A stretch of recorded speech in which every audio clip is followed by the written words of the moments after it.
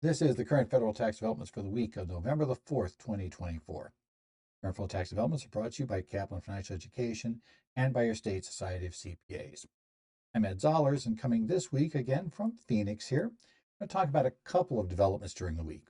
First, the IRS put out their second of their big fall inflation adjustment releases for the following year. So for 2025 items, while the first one covers most income tax items, the second big one that we usually get toward the end of October, beginning of November, will deal with the retirement plan limitations for the following year.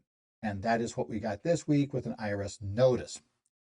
There was also a emailed IRS Chief Counsel advice issued late in the week that also helps us deal with how do you handle issues that aren't covered under a Bipartisan Budget Act partnership exam set of rules, but are still impacted by the partnership. And the key ones are there, any taxes outside of, quote, Chapter 1, unquote, with Chapter 1 being pure income tax issues, and that's all the BBA deals with. We'll talk about, in this case, what happens if there are changes made at the partnership level, or it's suggested changes are going to be made at the partnership level, and they impact self-employment taxes, or they impact the issues related to the net investment income tax. So we'll talk about those options here, and at least the IRS advice given to agents from this emailed advice about how to handle those matters if they come up during an exam. But with this, let's go to the first and actually the bigger of the two, which is the IRS Notice 2024-80 that was issued on November the 1st. And this was issued along with a news release that summarizes this information, but the notice is the official announcement. So we're going to take a look at that here. And this is where the IRS releases their annual information related to inflation adjustments for qualified retirement plans and IRAs. These are basically where we find these numbers. Now, with the Secure Act, I will note this year that although we won't go through most of them, there have been a number of other inflation-adjusted items added to the list, including one we will discuss. It actually has no impact in 25 because the IRS has pushed the effective date back. But that's also an inflation-adjusted item going forward, and it's a nice thing to discuss to remind you of this little detail coming up for retirement plans, at least right now in 2026, absent congressional action or the IRS again pushing back the date. Presuming that Congress does not object, as they have at times, over pushing this date backwards. My guess is, and I'm a little cynical, but as this was a bipartisan bill, and this is probably going to result in some unintended consequences and confusion, my guess is we will not hear Congress people complaining loudly about the fact that the IRS has no authority to push this back. I'll just give it that way. I am cynical. In essence, if nobody gains by complaining about that, Congress can become incredibly quiet about the issue, even if they're not going to be so quiet if they think the other party is gaining by what Congress is doing. So we'll just phrase it that way. Yes, I am that cynical. Gang, I've been around a while here in taxes. I kind of know how Congress works on these things. So let's start with our first big change, the maximum deferral, because this is what usually gets the headlines, under Section 402G3. Now, that might not make sense to most people what that means, but this is the number that controls deferrals to 401k plans, which is the big thing people think of, but also 403B, 457 plans, and the federal thrift savings plan. And for 2025, that max deferral before a catch-up contribution is going to rise to $23,500 from $23,000 this year. It is a minor inflation adjustment, but it's still an adjustment, so the number will pop up. So in 25, your clients will be able to push that up to 23.5. Of course, dealing with all the other testing that has to go through to make sure that they're not a highly compensated employee and that there's been sufficient deferrals by the rank and file, etc. So they may still not be able to get 23.5, but nevertheless, 23.5 is the cap. The catch-up contribution for contributions to those plans will remain at $7,500 in 2025. But we are going to be facing one new thing in 25. And that's going to be, well, I should say, the maximum account can be allocated to a defined contribution account balance before the catch-up contributions does increase to $70,000. Get a little ahead of myself here. We're talking about a special rule here shortly that's brand new, but that'll be $70,000 from $69,000. Now again, the $70,000 does not include if there's a catch-up. Remember, a catch-up contribution does require that the plan allow employee deferrals. You can't do a pure profit-sharing plan that has no deferral provision in it and get the catch-up. You can't do a SEP and get the catch-up. What you can do, though, are, traditional, the 401k style plans, which would allow a deferral, can allow for the catch-up. And to a lesser extent, we'll talk about here shortly, simple plans can do it. But remember, if it's fully employer funded, which would include any SEP except a SAR SEP, and I'm not sure if any of those are surviving at this point in time, so many years after the last one could have been established, you're going to have to live with the $70,000 limitation. Now, again, for a lot of clients, they're not going to get the $70,000, so they're not going to have that to put in. So that may not be relevant as a cap for many of them, but still, it is your cap that we deal with here. Now, this is the brand new thing coming up.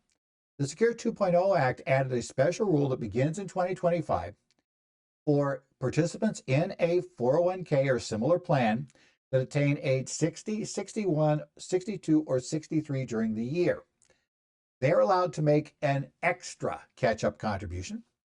In essence, their catch-up contribution limitation temporarily for those 4 years rises by, well, what's going to be now, we know which way got chosen by the math, is going to be 50% more than what they get under the standard, standard deferral. The standard deferral is $7,500 for 2025. 50% more, 150% of that will be $11,250. So that's going to, in essence, allow them to punch that up to that level for next year. So that's going to be the amount allowed under the plan. The other number was 10,000 was the minimum that number would be. We've kind of known it wouldn't be there. Actually, to be honest, we've known it wouldn't be there since the Secure 2.0 Act was passed, because in essence, we were already above the point where $10,000 would have been 150% the catch-up number. But in essence, Secure 2.0 did sit around for a little while before they finally decided to bring everything to the floor. And I'm not sure why that 10,000 remained in there, but it did. So it's still sitting there, but unlikely to ever matter unless Congress would somehow go back in and just reduce the standard catch-up contribution. So again, $11,250 next year for your plan participants, as long as your plan is modified to allow it, plan participants that reach age 60, 61, 62, or 63 in that year. Now remember, that is the attained age.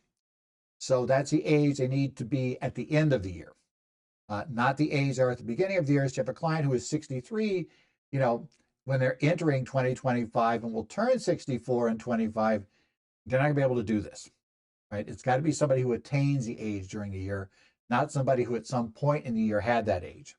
And it is a 4-year limitation.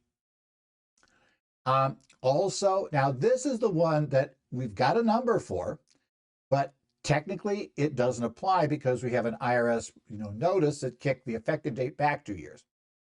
But under the Secure 2.0 Act, catch-up contributions would have to be made to a designated Roth account for any participant that had wages above a certain limit. That limit was $145,000, and it was to be inflation adjusted for years beginning after, at this point, beginning in 25. It was to have taken effect in 24. So this has been our first inflation adjusted year. Because of that, the IRS is publishing the inflation adjusted amount, because this kind of serves as our base going into 26, when in theory it will apply. That particular number remains unchanged at $145,000 for 2025. Again, utterly irrelevant for 25, but it is a good reminder that this provision is coming up, and plans will have to they basically have a couple of choices. Get rid of catch-up contributions, right? Potentially, I suppose you could ban them for anybody over $145,000, or add designated Roth options to your plan. This is a way to attempt to do two things. First, require designated Roth options to be in the plan, right? Basically, because those making $145,000 or more are the ones that are far more likely to take advantage of a catch-up contribution. And number two, raise some tax money because there will be no deduction allowed. That'll be taxable, right? They'll have to pay tax on that catch-up contribution. Essentially, they will put it in the plan, and yes, it won't be taxable when they take it out, but Congress always deals in the short term, and in the short term, putting that money in basically helps Treasury, right? It gets money in today. And again, they all are hoping to be president by the time that will turn around on them. So, therefore, it won't be their problem because they won't be in Congress anymore. They'll be in the White House, and then they can just complain about how Congress can't handle these things, even though they were the ones that set it up. Now, that is a bit complicated, and obviously it's a mess. It's going to require a lot of plan changes. So the IRS did kick it back 2 years. I'm not sure they have the authority to do so. But again, nobody in Congress has said a word about this where they couldn't do this. I've not heard anybody complaining about it. And as I said, the mere fact that it was passed with overwhelmingly bipartisan votes means that nobody in Congress wants to actually force this into play and then have to explain why they voted for it if things don't go well. So again, I do not expect, and I've not seen complaints. In theory, you could sue and force this, I guess, or try to force it. Not sure, we've got to get standing. We got to figure out who to sue. Probably we'd have to sue the plan for not following the law. And, it could get messy. But again, my take is the IRS is, Congress is not going to worry about the IRS's authority to do this. Again, because it's something that, when you're covering up Congress's foul ups or Congress's potentially what might now be seen as a misstep, we have much less complaints about Congress taking the place, about the IRS usurping the power of Congress. Cynical, but that's the way things work. The maximum salary reduction contribution under a simple plan is going to rise in 2025 to $16,500 from $16,024. Now, as I would point out, I'm not sure, in my practice at least, we've seen a lot fewer simple IRA plans because to me, they were simply the, kind of test, a test to see if a safe harbor 401k option would work. The safe harbor 401k option to me is in 98% of the cases, a much better option for accomplishing what a simple, for a very short period of time, was the only way to accomplish. And that was to be able to have a 401k style plan where the highly compensated could make max contributions to their plan, although the max was limited to lower than a standard 401k. But you didn't worry about the testing, so you could skip testing if you did it. Obviously, the same, basically, you can skip testing if you do a safe harbor 401k, but you get the full safe harbor limitations. So as I said, I've seen fewer and fewer simple IRAs. I don't think I have a single client anymore that has one. Or no, I think I have one. I have one client that has a simple IRA. I can now think of one. But that's pretty much it in the plans. And like I said, not exactly something that I've seen anybody add in the past number of years. Okay. Finally, the simple plan catch-up, finally, but this is the next thing. The simple plan catch-up contribution amount will stay at $3,500 for 2025. A simple plan also gets that enhanced contribution rule for amounts for catch-ups for those 4 years, same 4 years. You attain age 60, 61, 62, or 63 in 2025. You're now okay. You can go with this. That will be $5,250. Again, so 50%, 150% of the standard. So they could do $5,250 into their simple IRA accounts next year. So again, assuming now you've adopted, remember, you probably need to update your simple IRA plan.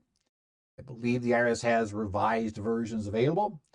If you did the standard IRA plan, if you did a plan that was specific to a specific brokerage, sometimes people do, and the brokerage will say, hey, it's great, because of course, normally it requires you to stay with the brokerage. But, one of those deals, make sure your simple IRA plan is updated. And I realize that a lot of clients may have no idea what plan. Like, you still need a plan. This is just like the traditional plans. There is a simplified version. There is a version the IRS will publish that you can use, but you still have to have that in your file. So we have to have that plan on exam.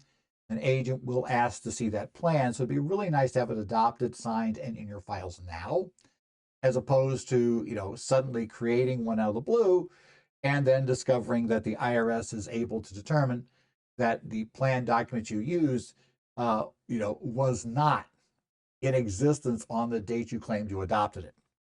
So just get it together, get it done right. Next up, we're going to see an additional, the maximum amount of compensation taken into account for a defined contribution plan will be $350,000 in 2025. That's up from $345,000 in 2024. This really impacts you primarily for the rank and file versus the highly compensated who is above this limitation. What ends up happening is that you'll most often in a plan where you're mainly concerned with the tax benefit for the owner, you'll dial in the contribution to be effectively, in this case, 20%, since that would get you to the 70,000, potentially lower if it's a 401k, and the owner is going to be willing to defer. And then that would determine what your percentage is going to be for all the rank and file. How much you can use for that purpose is limited because otherwise, if somebody, let's say, had $2 million of compensation, the percentage needed to get to 70,000 is much lower, and that would restrict how much went to the rank and file. This is meant to ensure the rank and file get up to a certain level.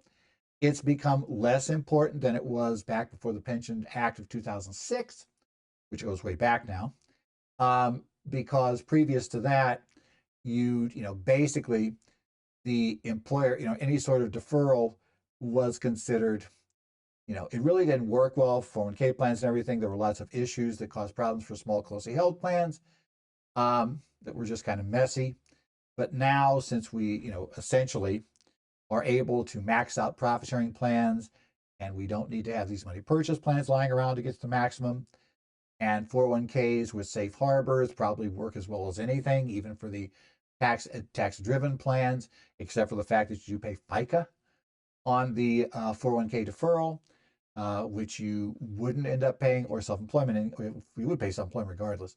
The FICA on the deferral, that does indicate or make it basically somewhat preferable to a pure profit-sharing contribution if you just have an owner in there, as opposed to having to rely on the 401k.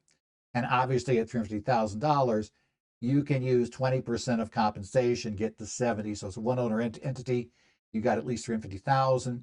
Or for qualified for a sole proprietorship, that number would go a little bit higher. But again, there it's not as much of an advantage to skip the 401k portion of it. Let's say in a S corporation where the owner is going to take over $350,000 in salary, yeah, you can get there with just 20%. So that's all you need to do. The compensation threshold, not maximum, but the compensation threshold, which means if an employee has had this much compensation 3 of the past 5 years, that you have to contribute to their SEP account if you're making SEP contributions for the year, that number remains at $750, basically. So if they have 3 prior years where they've basically had $750, then you've got to cover them under your SEP plan if you are, if they're otherwise qualified. So, they meet the age requirements and everything specified in your document. You're allowed, you're going to have to cover them at $750. That again, that's risen some over the years, but this year there was not enough inflation adjustment to bring the number up. The maximum annual benefit under a defined benefit plan that you can fund for, again, it's 100% of a maximum 3 years compensation, as I remember, the highest 3, or it is, if less, $280,000 for 2025, $275,000 in 2024. Remember, a defined benefit plan is not so much impacted by how much basically, it is not limited by how much can go in your account. It's limited by how much of a benefit you can fund for. And so the higher benefit you can fund for, and the older the person is, the more money goes in the account, goes in the plan to fund that benefit. Inversely, the younger somebody is and the less they make, the less goes in the account. So the maximum benefit you can fund for is at $280,000 at this point. This is also where we get all the special IRA adjustments every year. And that's true this year. The maximum amount that can be contributed to an IRA in 2025 will remain at $7,000, and the catch-up will remain at $1,000. So those are new. Those are the same as before. This applies to both a traditional IRA and a Roth IRA if somebody's qualified to take a Roth IRA contribution. We'll get to those numbers too. The deductible IRA income tax phase-outs for an individual that is themselves an active participant in a retirement plan during 2025. That phase-out, which again, that disappears over $10,000, beginning with these numbers, begins at $126,000 in 2025, up from $123,000 in 2024. Single and head of household starts at $79,000 in 2025. That's up from $77,000. And for a married couple filing separately, it remains at 0. Remember, if you're not qualified, if you're not covered by an employer retirement plan, then the maximum amount, then basically you can make a $7,000 contribution unless you're married and your spouse is covered by a plan, which brings up the other limitation. If you are a married taxpayer, you're not an active participant in the employer plan, but your spouse is one, that begins at the point at which you begin to lose your ability to make a deductible contribution to your account. Your spouse is tested at the lower level, but you're tested at the higher level that begins at $236,000, which is up from $230,000 in 2024. So again, that's where your testing begins phasing out. And we convert things to non-deductible contributions in a traditional IRA. Coincidentally, that's also, as we'll discover, the level at which you can't make a Roth contribution anymore. So, the two get together. Generally, a Roth contribution is preferable to a non-deductible traditional contribution for the simple reason that neither gets you a current deduction, but the Roth means the earnings aren't taxable. So generally, we would prefer a Roth if we can. Okay, that's basically the way it would work. A Roth would be a non-deductible traditional. Now, the Roth IRA phase-out begins for a married couple filing a joint return or a qualified widow or widower at $236,000 for 2025, up from $230,000. For a single or head of house individual, it begins at $150,000, which is up from $146,000. And as always, married filing separately, we're not going to let you do this, essentially. It's going to start each one's phase out at 0. So very quickly, it's going to disappear. So essentially, your phase out is gone beginning at that 0 level. The phase out starts, so by the time you get to $10,000 of income on your married filing separate return, you won't be able to make a Roth contribution. At $10,000 of income, those aren't the people normally making Roth contribution. We'll just put it that way. Because again, it's a trade-off since I need earned income in order to make the contribution, but I need $7,000 of earned income for me to do it. But it gets weird. Yeah, the phase outs don't work well married filing separate. We'll put it that way. Now, don't forget, the easiest way around this limitation, if somebody does not have a traditional IRA account, you cannot have one because this really doesn't work well if you do, because of the rule that basically requires you to recover basis from a traditional IRA account ratably by looking at the basis in the account compared to the balance of the account. If you've got a $200,000 traditional IRA, it works per se, but it does not give you the tax advantage that most people consider necessary to say it works. And that would be to make a contribution, non-deductible IRA contribution, because you always can make those. Make that to the IRA account, then turn around and convert that traditional IRA account to a Roth, because there is no income cap on conversions. Now, the theory of that is, with nothing else in the person's IRA accounts, they have no other IRA accounts, traditional IRA accounts, that their basis would be, let's say, $7,000. Let's say they went in no catch-up. Their basis is $7,000. The amount being converted is $7,000, maybe $7,052 from interest. So it'd be a very minor income component. And that means effectively they could just move that $7,000 into their Roth IRA, but they have to go through the intermediate steps. The IRS many years ago agrees that works. Mechanically, the code, it's very, if the clear language of the code says this is how it works, it's how it works. And they admit the clear language allows you to do it.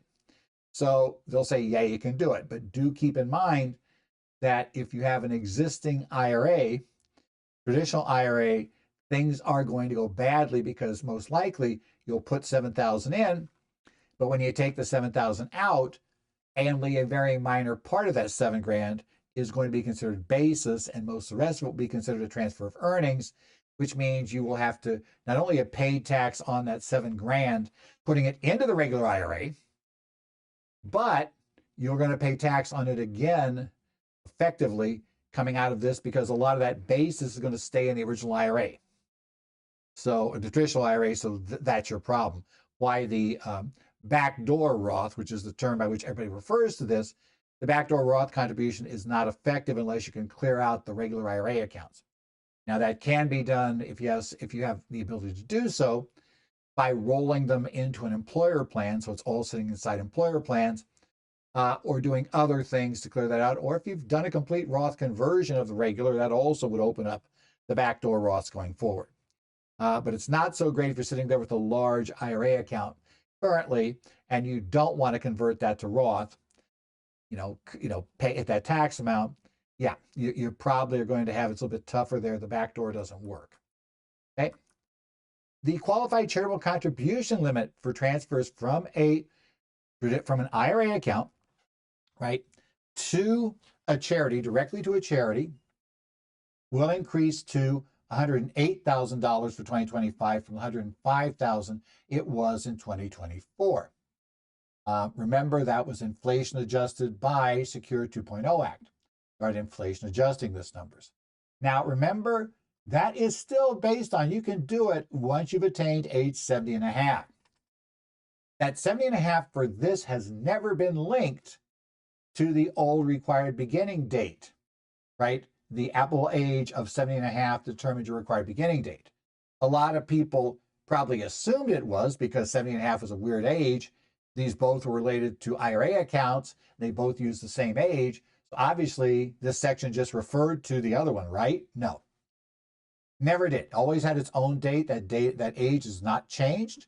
So you can do it at 70 and a half. It becomes more useful if they are past the required beginning date because you can use this distribution as your required minimum distribution. So you can take some big advantages there.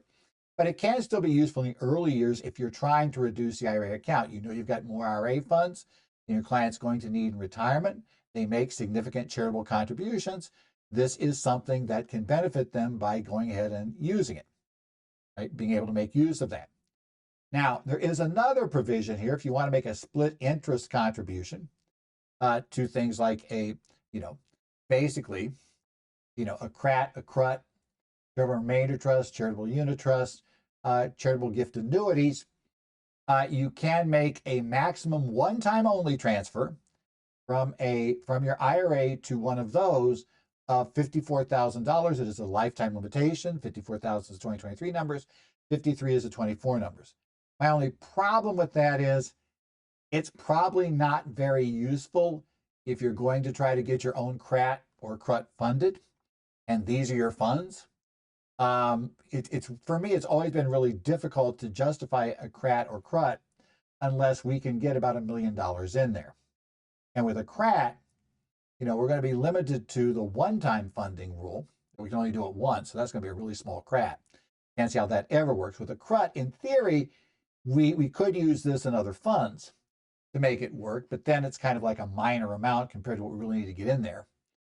Charitable gift annuity, because that's mainly handled by the charity in full, there it works a bit better. Maybe consider it, but again, I'm not so sure it's worth the bother, but they did put it in the law, so you can do it. That would count against your maximum QCD, qualified charitable contribution, qualified charitable distribution, I should say, would count against that QCD limit for the year. But yeah, if you want to do that, that's fine. I just say be careful because you've got to remember the administrative cost if you decide to set up your own CRAT or CRUT and you've only got this much money in there, right? It just becomes really, really tough to justify the administrative costs of doing it. And there are a number of other adjustments found in the notices for things like the emergency fund numbers, the various special cases where funds can be taken out due to, let's say, domestic violence. There are various special rules and phase-ins.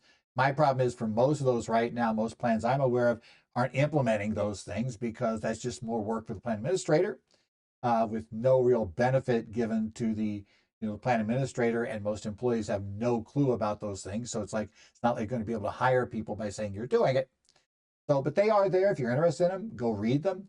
There are also other things like when we talk about what's highly compensated employee and various other income limitations. I'm not going to outline them all here today. Just remind you, go back, get Notice 2024-80. And if you have that, it will have all these numbers in it. The other thing that happened this week is we had a chief counsel advise an email 2024-44007 that was released on November 1st, and it deals with a issue we've known exists in the Bipartisan Budget Act for quite a while. But this is one of the first times I can recall the IRS actually specifying and telling agents how to handle this situation. And it does help us outside of that context and confirms what I suspect we're going to end up doing anyway in that context. And it involves the fact that the BBA does not deal with all items that could be impacted by things that happen in a partnership, right? There are lots of issues there, and that some of these issues, we're just not going to try to deal with.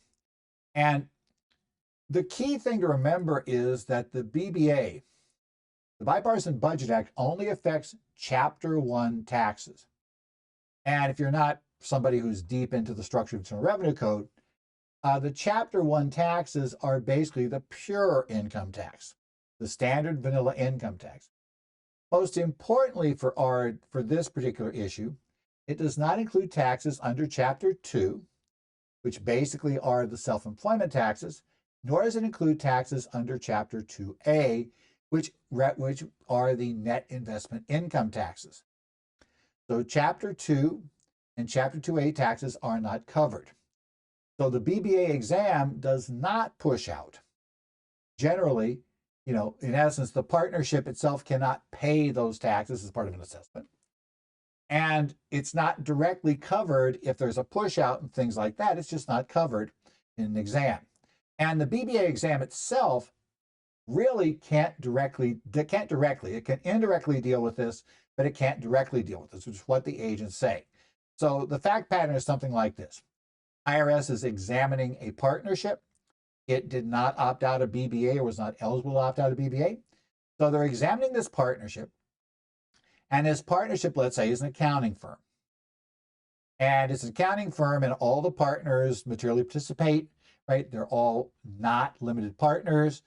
And, all income, therefore, is considered to be self-employment income when it's allocated out to each of the partners.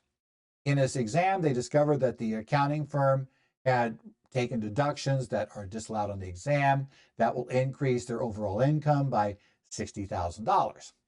Now, in addition, it's going to increase the partner's self-employment income by $60,000.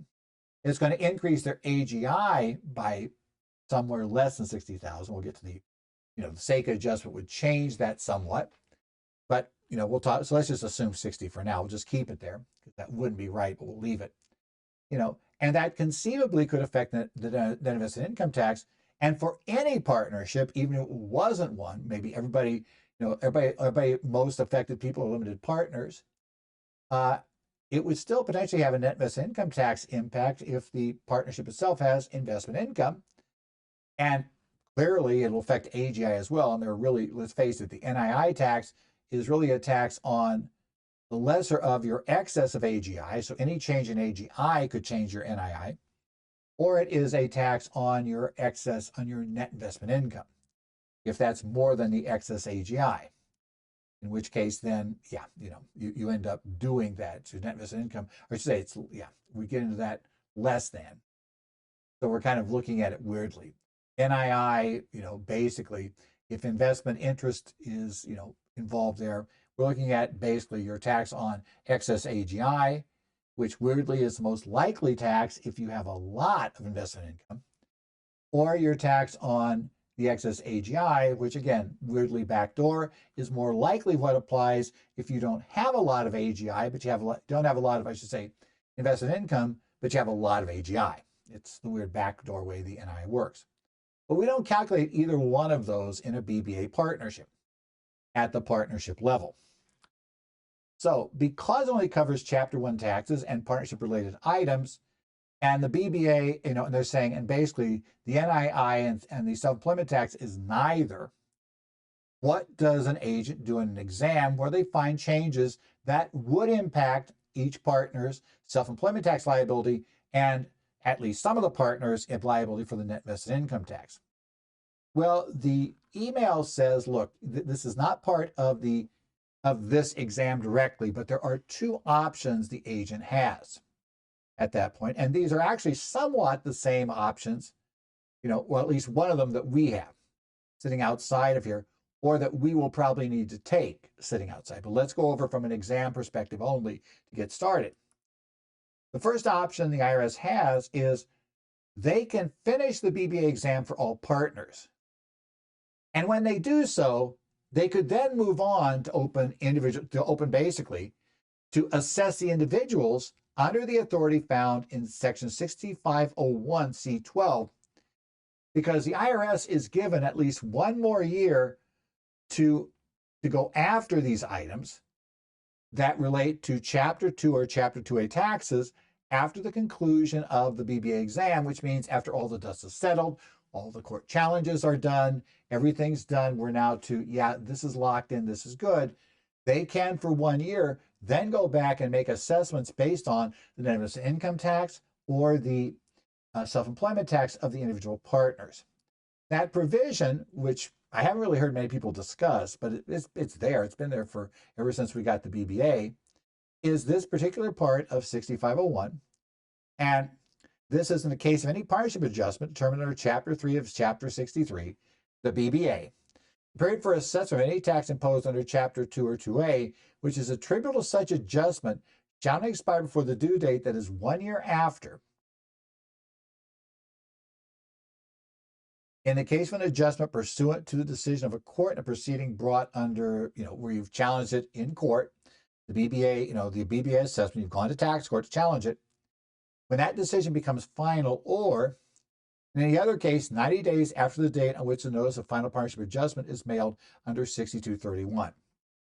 But if we take it to tax court, we wait till the end of the tax court proceeding when it becomes final. That would also include any appeals you might make of the tax court's decisions up the line. When that thing is finally locked in stone, we go. Or if you let the 90-day letter expire, the 90-day period expire, then once the 90-day period is done, that will start the 1 year period on assessment. So what the agent can do is, they're going to go back, and this is going to be almost the equivalent of a TEFRA style, notice you'd get, right? At the end of the exam, hey, great, the exam's done. By the way, self-employment income on this exam went up by X dollars. I can then turn around and basically go after the adjustments for each of the partners. And the partners would have rights to their own challenges at this point about the proper computation, how it was handled in their return, etc. But basically they could go back and do that at this point. So the agent can simply go this route. This is in some ways a simpler route, but it does involve having to go through the mess for all the partners effectively, or at least for the most part. There is a second option, right? They could just go through the regular, standard, old style, non-TEFRA, non-BBA exam procedures for a partnership under provisions found in Regulation 301-6241-6. But if they do that, they have to open individual exams on each partner. That is, they can examine this without necessarily having examined the partnership under the BBA rules. They can come back and make an assessment on this by doing a partner exam. Now, their problem with the second option, aside from having to open and examine everybody, is they have a separate statute. This statute would not be extended by the BBA exam that was going through. So they have to get this before the individual partners statute expired. Generally, I suspect we're not going to see the first category. We're going to see the first category used for the most part, because then they don't have to worry about tracking these deadlines as opposed to doing this. But it is conceivable they could start a BBA exam, decide the only major adjustment would be getting NII adjustments for maybe one partner. And as long as they're within the time frame, then they really could convert over and go down this path and just say, yeah, our only real adjustment is this. And conceivably, if they had no adjustment in the exam that qualified as a partnership-related item, they could theoretically be forced to go this route anyway. Now, where this impacts us, remember, the BBA rules deal with exams, but they also deal with any changes made to the return after the original return. And remember, original return does include, if you have a superseding return, that counts as your original return. So after the last day for superseding returns, our options are generally to go through the administrative adjustment request, and along with a push out, or we just pay the tax due. If we're going down that route, then we're still going to have to, for purposes of making adjustments to the NII or self-employment income for a partner, we're going to have to still go the old traditional route of adjusting the partnership and officially amending the return to deal with the Chapter 2 items and Chapter 2A items. And then individual partners would then file their own amended returns and pay the tax. There is no option to have the partnership pay the Chapter 2 or 2A items because BBA doesn't cover that. Basically, the partners have to pay their own under this theory.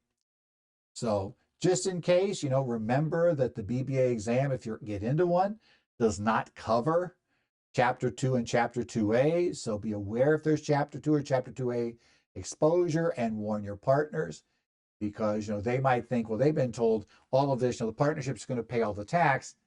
That's not going to be true about 2 or 2A. There'll be no option for the partnership to pay that tax.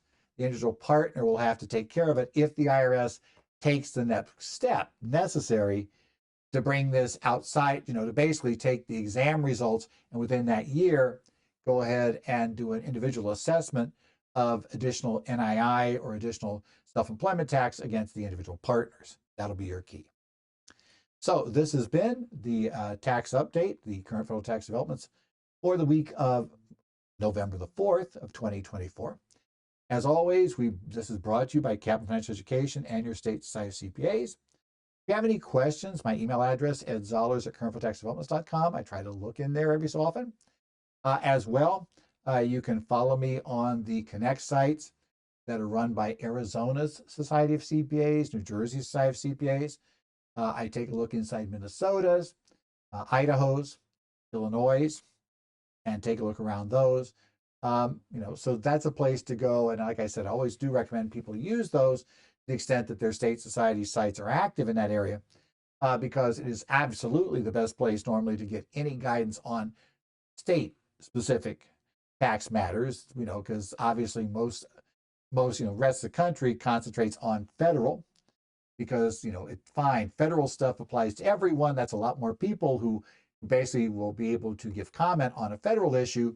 But if you're trying to deal with some strange, odd provision in, let's say, Idaho's income taxes, then you're going to find a much smaller group of people that, frankly, have ever looked at that area. So that's why it's more important to find those state society options if you can. But otherwise, we look forward to this. I hope to see you all back here next week when we'll come up with the next week's version of what's happening in current federal tax developments.